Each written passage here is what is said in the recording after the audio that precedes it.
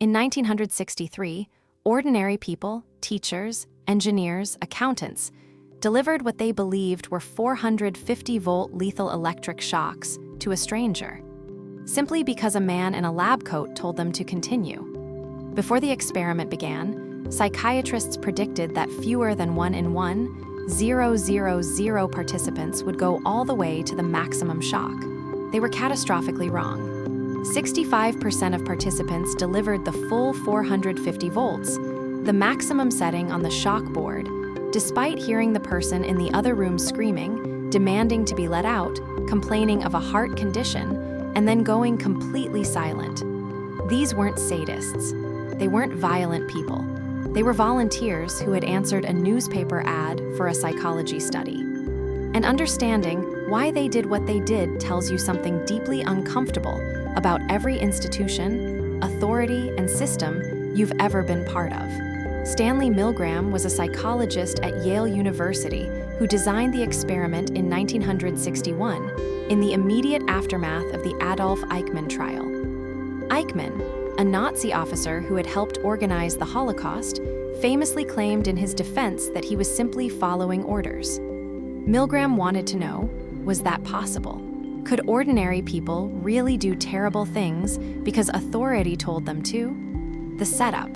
Participants were told they were in a study about the effects of punishment on learning. They played the role of teacher and were told to administer electric shocks of increasing intensity to a learner in the next room whenever the learner answered a question incorrectly. The shocks went from 15 volts to 450 volts in 15-volt increments, with labels ranging from slight shock to danger, severe shock to just XXX. The learner was an actor. The shocks were fake, but the participants didn't know that. When participants hesitated, when the screaming from the next room made them want to stop, the experimenter in the lab coat gave a series of standardized prods. Please continue. The experiment requires that you continue. It is absolutely essential that you continue. You have no other choice, you must go on. No physical force, no threat. Just calm, authoritative insistence from a man in a position of institutional power. 65% continued to the maximum shock. And the thing that made this particularly disturbing was how they looked while doing it. Most of them were visibly distressed. They sweated. They trembled. Some laughed nervously, which observers misread as enjoyment. It was anxiety manifesting. They didn't want to shock the person. They were in conflict, and yet they continued. When asked afterward why they kept going, participants overwhelmingly said some version of, "He told me to. I assumed he knew what was all right."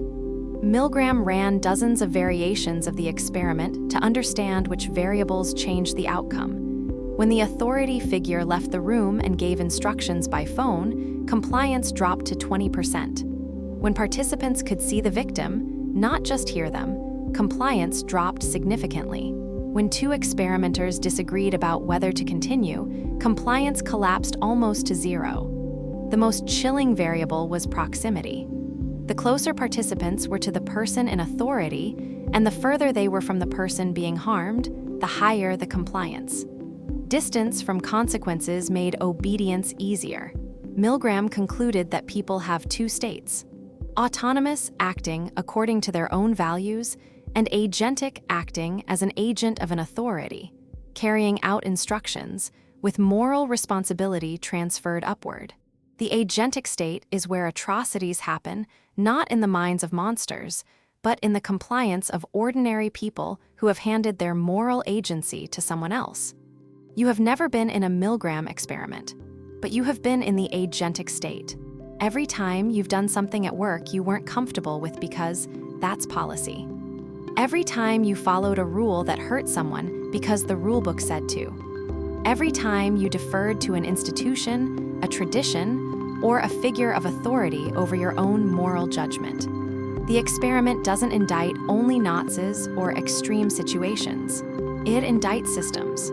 It indicts the conditions that make ordinary people capable of ordinary harm, through compliance, deference, and the surrender of moral agency to whoever has the authority signal. The defense against this is the autonomous state.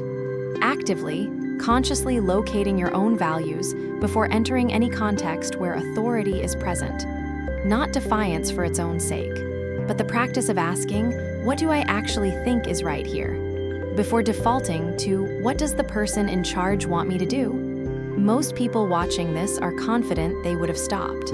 The psychiatrists were confident too.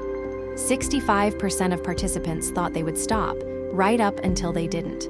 The experiment doesn't tell you that you're a bad person. It tells you that authority is powerful in ways that feel invisible until you're in the moment.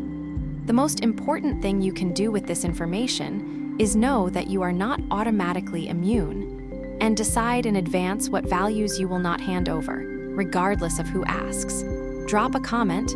Have you ever done something at work or in a system that you weren't comfortable with because someone in authority said to? Be honest. And subscribe. New Psychology Breakdown every week.